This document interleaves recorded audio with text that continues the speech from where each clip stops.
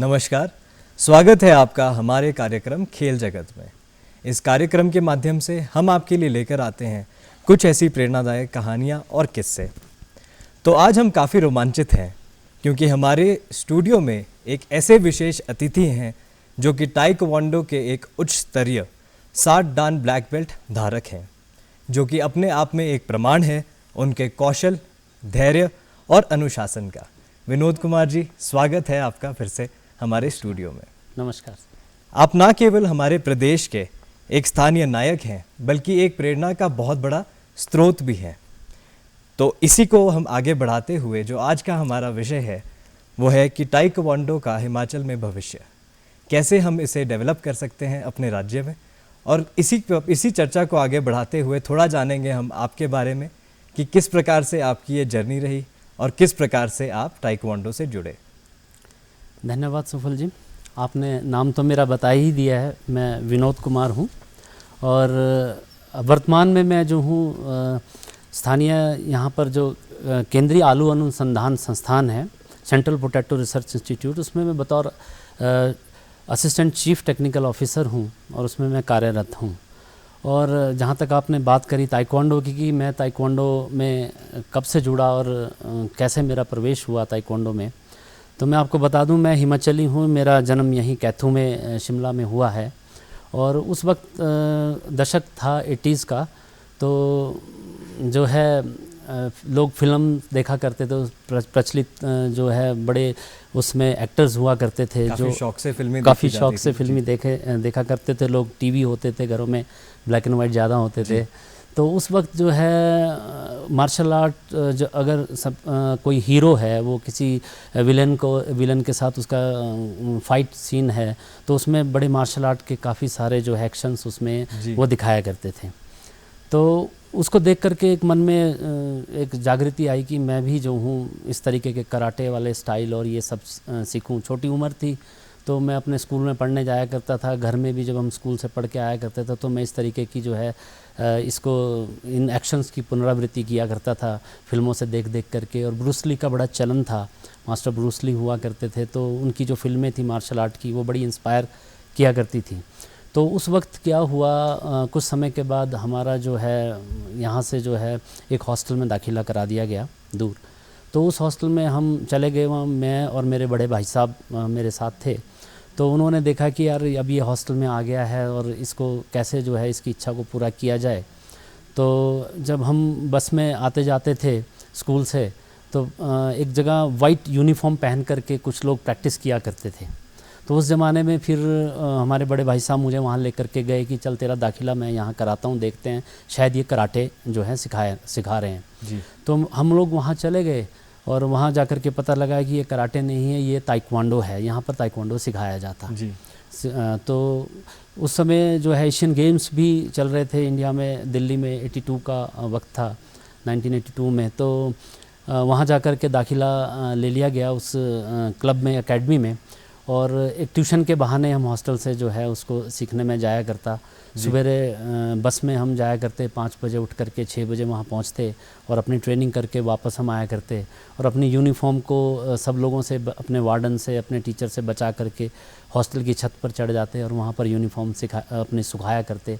और हफ्ते में एक बार यूनिफॉर्म धोने का मौका मिलता था। तो इस तरीके से और धीरे धीरे क्या हुआ, और उसमें बेल्ट्स का बड़ा प्रचलन था ताइक्वांडो में। तो कुछ महीनों के बाद मुझे येलो बेल्ट दी गई और मैं बड़ा प्रसन्न हुआ। फिर एक ज़िला लेवल का वहाँ कंपटीशन आ गया, तो उसमें मैं कंपटीशन में ज़िला का चैम्पियन बन गया, डिस्ट्रिक्ट चैम्पियन बन गया। और इस तरीके से मेरा इंटरेस्ट जो है ताइक्वांडो में बढ़ता गया और मैं ताइक्वांडो में जो है मेरा आगमन हो गया। काफ़ी अच्छा लग रहा है मुझे जान के कि एक येलो बेल्ट धारक जो आप बने कुछ महीनों के बाद। सबसे पहले आपका जो इसके साथ जो इंट्रोडक्शन हुआ वो फिल्मों के माध्यम से हुआ और उसके बाद जो आपने कैसे जो आपका सफ़र ये रहा। तो आपने एक बात बताई कि जब आप वहाँ गए, आपको ट्रेनिंग इंस्टीट्यूट में लेके गए, उस टाइम आपको लगा कि आप कराटे सीखना चाहते हैं, मार्शल आर्ट सीखना चाहते हैं। तो आज भी ये मनोधारणा लोगों में शायद ये कहीं ना कहीं है कि मार्शल आर्ट, कराटे, ताइक्वांडो ये एक ही चीज़ है। तो क्या ये एक ही चीज़ होती है विनोद जी? देखिए, ये मार्शल आर्ट तो सारे जितनी भी, चाहे वो कराटे है, जूडो है, ताइक्वांडो है, वुशु, तमाम किस्म की जो मार्शल आर्ट्स हैं सारी ये मार्शल आर्ट्स हैं। और इसमें हाथों और पैरों का ही इस्तेमाल ज़्यादातर विभिन्न तकनीकों के माध्यम से किया जाता है। लेकिन जहाँ तक अगर मैं आप विशेष रूप से आप ताइक्वांडो की बात कर रहे हैं, तो ताइक्वांडो इन सबसे अलग है। अलग किस मायने में? एक तो ताइक्वांडो जो है पूर्ण रूप से मान्यता प्राप्त खेल है, और इसमें सेल्फ डिफेंस तो है ही है, और फिजिकल फिटनेस है, साथ में पूर्णता मान्यता प्राप्त खेल है। ये हमारा स्कूल गेम है और इंटर यूनिवर्सिटी में इसको खेला जाता है। वहीं ये एशियन गेम्स है, कॉमनवेल्थ गेम है, ओलंपिक गेम है, सब जगह ये है।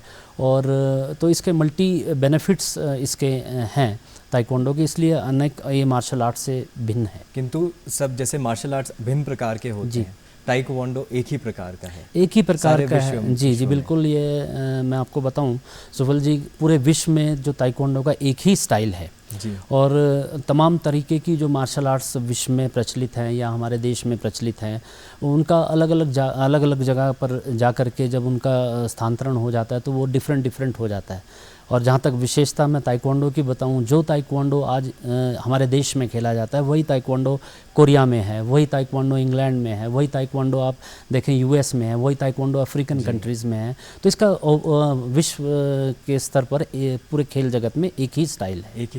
जी। तो जैसे कि डान की आप बात करते हैं, थोड़ा सा उस विषय पे जो आपकी एक्सपर्टीज़ है, 7वां डान। जी। तो 10 डान ये होते हैं इसमें, जिसमें से कुछ कोचेज़ में भी आते हैं, कुछ डोमेस्टिक कोचेज़ में भी आते हैं, फिर ग्रैंड मास्टर आते हैं जैसे कि आप हैं। तो किस प्रकार से ये डान प्राप्त होते हैं और क्या इसके पीछे का जो संबंध है, लॉजिक है, वो क्या है? देखिए, मैं आपसे बात करूं और मैं दर्शकों को ये बताना चाहूं कि डान को प्राप्त करने से पहले इसमें बहुत सी बेल्ट्स जो हैं और भी आती हैं। जैसे मैंने आपसे जिक्र किया येलो बेल्ट का, जब खिलाड़ी जो है वाइट बेल्ट से इसमें प्रवेश लेता है, खेलना शुरू करता है, उसको सीखना शुरू करता है ताइक्वांडो की बारीकियों को, तो ये धीरे धीरे येलो बेल्ट, उसके बाद ग्रीन बेल्ट, फिर उसके बाद ग्रीन 1 बेल्ट, ब्लू बेल्ट, फिर ब्लू 1 बेल्ट, फिर उसके बाद रेड बेल्ट आती है, फिर उसके बाद रेड 1 बेल्ट आती है, और उसके बाद जो है फर्स्ट डान आपको मिलता है, जो जिसको आप ब्लैक बेल्ट फर्स्ट डान बोलते हैं। जी। तो वहाँ से ब्लैक बेल्ट का डांस का सिलसिला जो है आगे बढ़ता है, शुरू होता है। तो ये एक प्रकार की, आप इसे कह सकते हैं कि एक प्रकार की डिग्री है। ये एग्जैक्टली एक प्रकार की डिग्री है, और ये आपके लेवल को दर्शाता है कि ताइक्वांडो में आपकी महारत कहाँ तक हासिल आपने कर ली है, आपकी क्या उपलब्धियाँ रही हैं, और आप कितने इसमें आपकी वरिष्ठता है, और कब से आप जो है इस ताइक्वांडो को सीख रहे हैं, कितने वर्ष आपको इसमें आपने अपनी ज़िंदगी के इसमें लगा दिए हैं। अगर आप बात करें कि फ़र्स्ट डान की, तो करीब 3 से 4 साल का समय लगता है फ़र्स्ट डान को आप प्राप्त करने में। और अगर आप अपनी प्रैक्टिस को, अपने अभ्यास को कंटिन्यू रखते हैं, जारी रखते हैं और निरंतर अभ्यास आप करते रहते हैं, तो फर्स्ट डान के बाद आपको 1 साल का समय लगता है सेकंड डान के लिए जी। और सेकंड डान के बाद आपको 2 साल का और समय लगता है थर्ड डान प्राप्त करने के लिए। जो आपने बात करी कोचेज़ की, डोमेस्टिक कोचेज़ की, तो जो थोड़े हमारे इंस्ट्रक्टर्स कह लीजिए ताइक्वांडो के, जो थर्ड डान तक डोमेस्टिक कोचेज़ हैं। फिर अगर आप सीनियर्स की बात करें 4 डान और 5 डान तक, अगर आप बात करें 6 डान तक, तो उसमें आपके जो है मास्टर्स लेवल के जो कोचेज़ उसमें आ जाते हैं, इंस्ट्रक्टर्स आ जाते हैं। और अगर आप बात करें कि आपको 4 डान अगर प्राप्त करना है, तो थर्ड डान के बाद आपको 3 साल का मिनिमम समय चाहिए 4 डान ब्लैक बेल्ट लेने के लिए, वो भी कंटिन्यू प्रैक्टिस के बाद। जैसा सब सोचा है आपने वैसा ही चलता रहे। अगर कोई विषम परिस्थिति नहीं है, आपकी परिस्थितियाँ ठीक है, आप रेगुलर जो है ट्रेनिंग आप कर रहे हैं, तो आपको जो है उतना समय आपको लगता है। अगर आप 5 डान आप लेना चाहते हैं 4 डान के बाद, तो आपको मिनिमम 4 साल और कंटिन्यू 4 डान के बाद आपको प्रैक्टिस करनी पड़ेगी। और अगर आप बात करें 6 डान की या 7 डान की, 6 डान तो आपको 5 साल का समय 4 डान लेने के बाद आपको चाहिए, तब जा कर के आप जो है 6 डान आपको प्राप्त होगी। उसके लिए भी आपको थीसिस लिखनी पड़ेगी, आपको प्रैक्टिकल देना, आपको थियोरेटिकल नॉलेज आपको होनी चाहिए। और 7 डान जहाँ तक आपने बात करी, वो ग्रैंड मास्टर्स में आप शामिल हो जाते हैं। और हमारा सौभाग्य यहीं पे है विनोद जी कि आप ग्रैंड मास्टर हैं। चलिए, तो जैसे बात करें, मैं बात कर रहा था आपको ग्रैंड मास्टर्स में अगर आपको शामिल होना है 6 डान के बाद, तो आपको करीब करीब 6 डान के बाद 6 साल का आपको समय और लगता है, और उस आपको तमाम तरीके की ताइक्वांडो की बारीकियां सीखनी होती है, अपने आप को पॉलिश करना होता है, अपने आप को फिट रखना होता है, और आपको एक ग्रैंड मास्टर्स के सामने अपनी परफॉर्मेंस देनी पड़ती है। उससे पहले आपको अपना एक वीडियो बना करके भेजना पड़ता है। 1 महीने पहले आपको एग्ज़ाम से पहले आपको एक थीसिस लिखनी होती है। और जैसे मैं बताऊं, अगर आपको थीसिस की बात जहाँ तक आई, तो मैंने 7 डान प्राप्त करने के लिए ये थीसिस लिखी, और इस थीसिस में जो है करीब मैंने अपने अनुभवों को इसमें साझा किया है इस थीसिस में, और इसमें करीब मैंने 37 पेज की ये थीसिस मैंने जो है लिखी है। और इस थीसिस में करीब 227 चित्रों का मैंने जो है टेक्निक्स का इसमें वर्णन किया है। अगर आप देखेंगे, और ये जो चित्र आप देख रहे हैं इसमें टेक्निक्स, जी ये टेक्निक्स ये स्वयं आप ही के, ये मेरे अपने चित्र हैं, आपके चित्र हैं जी। और इसमें जो मैंने जिस तरीके से, आप देखिए कौन से टेक्निक को आप किस एंगल से आप देखते हैं, कितना उसका एंगल होना चाहिए, कितनी हाइट होनी चाहिए, उसमें कितना सब चीज़ इसमें टेक्निकल चीज़ें हैं। ये एक्चुअली आपको साइंटिफिक तरीके से आपको ये जो है थीसिस लिखनी होती है, और इस थीसिस की विशेषता ये रहती है कि आप इसको कॉपी नहीं कर सकते। सबसे बड़ी बात है कि किसी ने थीसिस लिखी है, आप इंटरनेट के जरिए या कहीं से आप डाटा चुरा करके इसको नहीं लिख सकते, क्योंकि ये ग्रैंड मास्टर्स इसको पढ़ते हैं, और एक प्लेगरिज्म एक सॉफ्टवेयर के थ्रू सर्टिफिकेट इसमें जाता है कि ये आपने कहीं से चुराई नहीं है, और वो तो है ही है। काफ़ी कठिन जी, काफ़ी कठिन। आप देखिए जिस तरीके से ये आपका हाथ का लेवल कितना है, और आपके पैरों के बीच का डिस्टेंस कितना होना चाहिए, और कितनी पावर से आपको किस लेवल पे आपको कोई एक्शन करना है, ये तमाम चीज़ें आपको इसमें लिखनी होती हैं जी। और इसमें इन चित्रों के साथ जो है आप देखेंगे, मेरा जो है इसमें 17 पेज का बायोडाटा जो है, जो मेरे जीवन काल का ताइक्वांडो में जो मेरी उपलब्धियाँ रही हैं, वो तमाम 17 पेज का मैंने बायोडाटा इसमें लिख करके ये 1 महीने पहले जो है भेजा जाता है वर्ल्ड ताइक्वांडो हेडक्वार्टर में जी, जो कुकीवन है, जो यूनिवर्सिटी है जहाँ से आपको डांस सर्टिफिकेट इशू होता है। वो ऐसे इशू नहीं होता है, आपको वहाँ जाकर के फिजिकली परफॉर्म आपको करना होता है जी। और उस परफॉर्म करने के बाद आपके वीडियोस बनते हैं वहाँ पर दोबारा से, और वो वीडियोस फिर 9 डान जो ग्रैंड मास्टर्स होते हैं उनको भेजे जाते हैं, उनको वो एनालाइज करते हैं। जब वो सब तरीके से आप पास हो जाते हैं, फिर आपको जो है डांस सर्टिफिकेट इशू होता है, जिसको आप अभी आप कह रहे हैं 7 डान, तो ये वो सर्टिफिकेट है 7 डान का, जो मुझे वहाँ से इशू हुआ है। और इसको वहाँ से इशू होने के बाद मेरे तक पहुँचने में, टेस्ट देने के बाद जो है इसमें 4 महीने का समय लग गया है। और इन 4 महीनों में मुझे मालूम है कि ये 4 महीने मैंने कैसे बिताए हैं। इस सर्टिफिकेट के साथ साथ एक छोटा कार्ड जो है वर्ल्ड ताइक्वांडो कुकीवन के जरिए हमारे को मिलता है, जो आप पॉकेट में रख सकते हैं इस कार्ड को। और इस पे तमाम वो चीज़ें लिखी हैं कोरियन में कि आपने जो है ये जो है सर्टिफिकेट आपने हासिल किया है, और आप जो है उत्तीर्ण हो गए हैं, और आप जो हैं 7 डान डिग्री से आपको सम्मानित किया गया है जी। जैसे आपने डांस की बात जो आपने करी है, तो मैंने आपको बताया जी, ये डिग्रीज़ हैं, ये आपके लेवल को दर्शाती है, आपके अनुभव को ये दर्शाती हैं।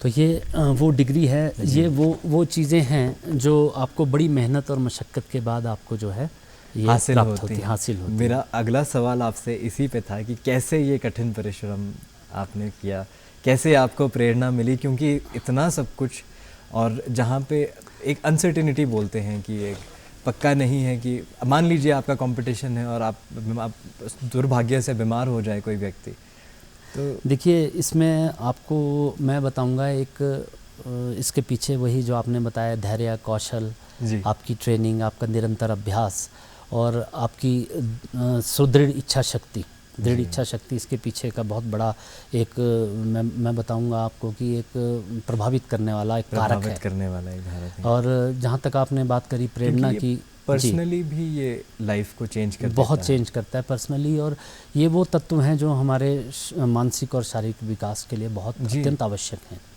और जैसे आप वर्ल्ड चैम्पियनशिप हो रही है, या आप ओलंपिक की बात करें, आप एशियन गेम्स की बात करें, कॉमनवेल्थ गेम्स की बात करें, तो जो विभिन्न कंट्रीज़ के वहाँ खिलाड़ी आते हैं, उन खिलाड़ियों के साथ उनके मास्टर्स आते हैं, ग्रैंड मास्टर्स आते हैं, जिनकी देख रेख में वो खिलाड़ी खेलते हैं गाइड के तरीके से। तो उन सब मास्टर्स को देख करके और उस लेवल तक पहुँचने की जो इच्छा मेरे अंदर जागृत हुई, तो उन्होंने मुझे प्रेरित किया और उसका नतीजा ये निकला कि मैं जो हूँ आज आपके सामने 7th दान जो हूँ ब्लैक बेल्ट 7 दान धारक आपके सामने मैं। तो जैसे मान लीजिए सौभाग्य तो हमारा है ही, परंतु जैसे मान लीजिए आम आदमी है, कोई आम व्यक्ति है या बच्चे हैं, तो क्या वो ताइक्वांडो को सीख सकते हैं? किस प्रकार से वो सीख सकते हैं? किसी भी उम्र में सीख सकते हैं? जी बिल्कुल, आपने ये बहुत अच्छा प्रश्न किया सुफल जी। ये आम आदमियों का ही खेल है, आम से ये ख़ास बनाने का ही एक जो है खेल है। एक आम आदमी को किस तरीके से जो है ख़ास बनाया जाए, आम आदमी इसको सीख सकता है, बिल्कुल सीख सकता है। वो किसी भी उम्र का हो, चाहे वो 4 साल का बच्चा है या 5 साल का बच्चा है, बेटा है या बेटी है, या यूथ हैं, कॉलेज गोइंग है, स्कूल गोइंग्स है, या हमारी तरह प्रौढ़ हैं, तो वो लोग सब इसको सीख सकते हैं। क्योंकि इसकी जो लेवल है, इसको टेक्निक सिखाने का जो एक लोड है, वो डिफरेंट एज कैटेगरी के हिसाब से वो उस लोड को दिया जाता है, ताकि जो है इसमें एक आम आदमी भी इसकी बारीकियों को सीख सके। और एक शारीरिक और एक मानसिक विकास एक बच्चे का जी बिल्कुल होता ही है। जब आपके अंदर एक सेल्फ डिसिप्लिन आ जाता है, जी, जब आप चीज़ों को एक समझ से करने लगते हो, धैर्य आ जाता है। जी, सबसे बड़ी बात मुझे लग रहा है कि कौशल, धैर्य, ये काफ़ी एक ऐसी चीज़ है, और एक जुनून भी होना काफ़ी ज़रूरी है। बहुत ही अच्छी बात आपने बताई। अगर मैं बात करूं, जैसे आप बता रहे हैं, धैर्य इसमें बहुत मार्शल आर्ट कोई भी है, विशेषकर ताइक्वांडो में धैर्य का एक महत्वपूर्ण स्थान है। अगर आपके अंदर धैर्य नहीं है तो आप इस आर्ट को सीखते सीखते कहीं चूक जाओगे आप। और आप धैर्य अगर आपके अंदर है तो आप अपने कौशल को बचा करके रखोगे, और कौशल को बचाने के लिए आपको अनुशासित होना बहुत ज़रूरी है। तो ताइक्वांडो का जो खिलाड़ी होगा और जो इसको सीखते हैं, वो पूर्ण रूप से अनुशासित होते हैं, और इसमें अनुशासन की बहुत ज़्यादा काफ़ी अच्छी बात है। क्योंकि आजकल हम आमतौर पे देखते ही आए हैं विनोद जी, जैसे हमारा यूथ है, तो कहीं ना कहीं यूथ जो है वो असामाजिक तत्वों के साथ जुड़ता जा रहा है। उन्हें कुछ और चीज़ों में इंटरेस्ट है, शायद वो खेल जगत में इतना इंटरेस्टेड नहीं है। तो मान लीजिए कि ताइक्वांडो को हम अपने राज्य में अगर उस दिशा में लेकर जाएं, तो किस प्रकार से वो हमारे यूथ को चेंज करेगा? किस प्रकार से हमारा यूथ, जिसे बोलते हैं कि आने वाला जो पीढ़ी है, वो किस प्रकार से बेहतरीन हमारे देश के लिए हो पाएगी? देखिए, अगर आपने हमारे प्रदेश की और देश की बात कर रहे हैं आप, अगर हमारे अपने प्रदेश की युवा पीढ़ी को आप बेहतरीन बनाना चाहते हैं, तो उसके लिए ताइक्वांडो, मैं तो कहूँगा कि ताइक्वांडो ही एक ऐसा विकल्प बचता है तमाम स्पोर्ट्स के साथ, जिसमें आप जो है अपने यूथ को बचा सकते हैं। तमाम असामाजिक तत्व जो इसमें कुरीतियाँ चली हैं, या कह लीजिए जो तत्व हैं, या नशा है, विशेषकर मैं बात करूं अगर आपसे, कि खेलों में ना जाकर के खिलाड़ी जो है ऐसा रास्ता चुन लेते हैं जिससे उनका जीवन बर्बाद हो जाता है। अगर यूथ जो है अर्ली स्टेज पर बच्चे जो है इस खेल को सीखना शुरू करें, प्रारंभ करें, तो वो जो है नशे जैसी कुरीति से और इससे बच जाएंगे, और उनमें बहुत सारा जो है मानसिक और शारीरिक विकास उनमें होगा, एक संतुलन भी संतुलन बनेगा, और उनमें जो है संतुलन तो खैर उसमें आएगा ही आपका, और बहुत सी ऐसी बहुत से चरित्र उसमें जो हैं आ जाएंगे, ऐसे गुणवान चरित्र उसके अंदर जो हैं उसमें संगठित हो जाएंगे कि वो एक कंप्लीट जिसको बोलते हैं युवा बन जाएगा। विनोद जी, जैसा मुझे लग रहा है, शायद हमारे दर्शकों को भी वैसा ही लग रहा होगा कि क्यों ना हम भी ताइक्वांडो थोड़ा सीखें। जी बिल्कुल। तो अगर हमें सीखना हो तो कौन से ऐसे जगहें हैं, कौन सी ऐसी खेल परिसर हैं या संस्थाएं हैं जहां जाके हम ये सीख सकते हैं? मैं हमारे प्रदेश की ही बात अभी कर रहा हूँ। देखिए, अगर हम अपने प्रदेश की बात करें तो ताइक्वांडो सीखने के लिए बहुत सी जगहें हैं, आज उपलब्ध हैं। और जैसे मैं अगर बात करूं, एक प्राइवेट संस्थाएं यहाँ पर जो हैं, जो स्पोर्ट्स डिपार्टमेंट से, हिमाचल प्रदेश ओलंपिक एसोसिएशन से, और नेशनल लेवल की जो फेडरेशन है रिकॉग्नाइज, उससे संबंधित एसोसिएशंस हैं, वो अपने लेवल पर जो हैं जिला लेवल की जो एसोसिएशन है उनको संबंधित रखती हैं अपने साथ, और उस जिला लेवल की जो एसोसिएशंस हैं उनके साथ तमाम स्कूल्स हैं, एकेडमीज़ हैं, क्लब्स हैं, वो काम कर रहे हैं। आप खिलाड़ी वहाँ जा कर के सीख सकते हैं, स्कूलों में कोचेज़ हैं, इंस्ट्रक्टर हैं, वहाँ सीख सकते हैं।